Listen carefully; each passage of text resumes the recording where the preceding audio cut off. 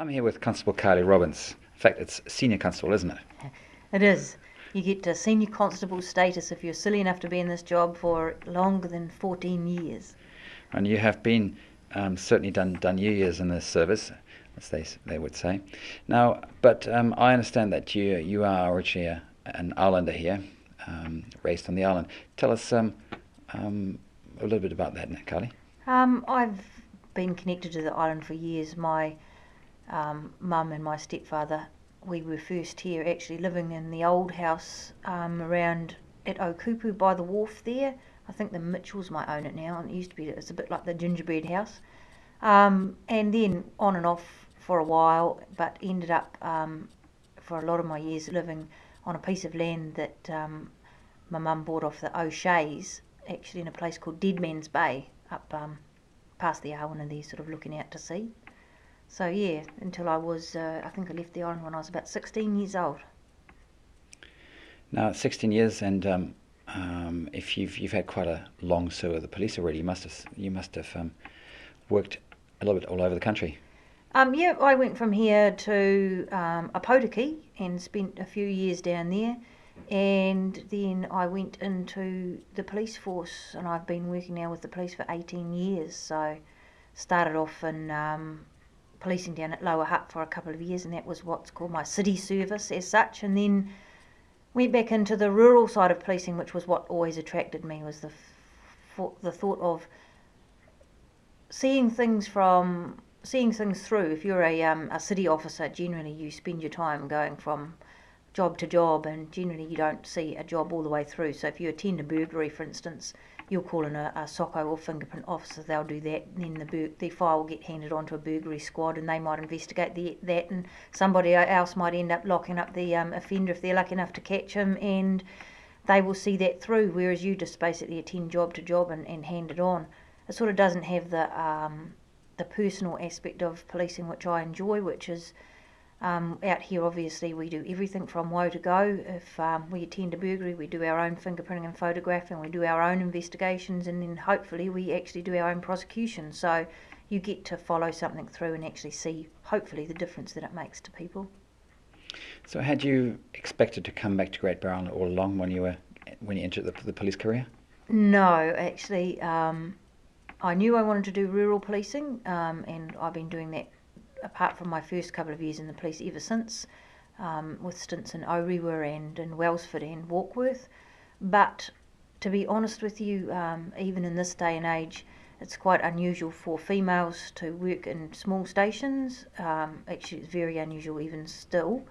And at that point in time, the Great Barrier Island had always been a sole person station. So pretty much I never thought there was a chance that I would ever get a sole charge position as a female, although, you know, obviously like everything else, things have started to change and females are infiltrating all areas of our society.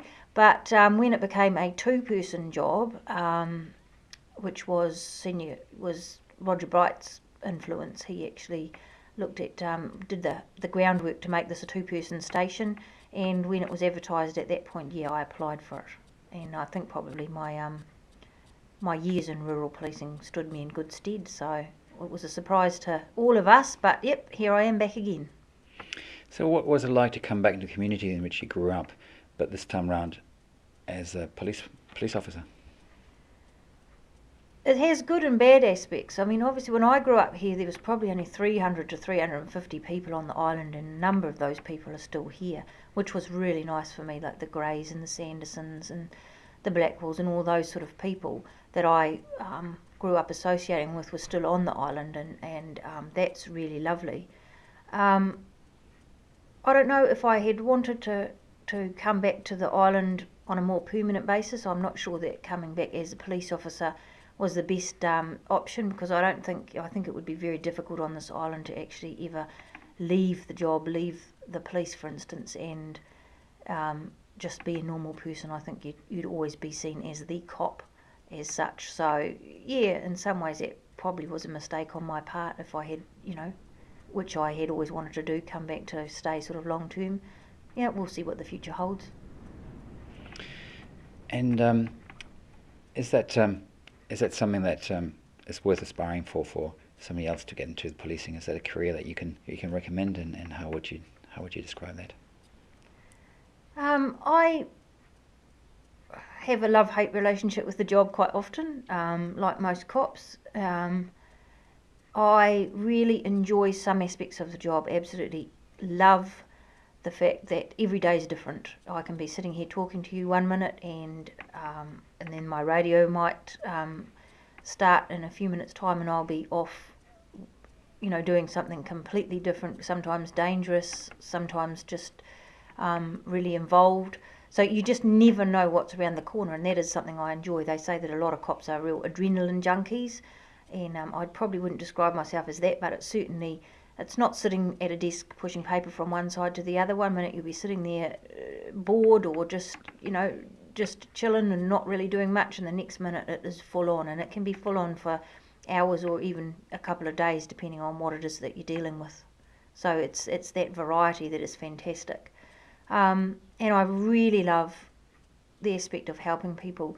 Every once in a while you'll actually get somebody come back to you and say, it's rare because people remember the bad things much more easily than they remember the good things, but every now and then both Roger and I have had experiences where somebody will come back to you years later and say to you something like, you attended at whatever it was. For me, the one that comes to mind was a domestic that I had attended in Warkworth, where I hadn't really thought about that particular domestic for a couple of years, and the girl actually from that came back to me and said that as a result of what we had talked about, etc., she had ended up back in school, away from the guy that she had been with, and had actually, really made a success out of things, and she actually saw the contact between us as the sort of point that made her sit up and take a look at things and actually change things for the better for her. So every once in a while you have that sort of a win, or you go back to times when you've actually saved somebody's life, which it doesn't happen often, but even just once for something like that, it really makes you appreciate what you do. Well, it sounds like you've had a really interesting career in the police. So we'll take a break, and then I've got a few more questions for you.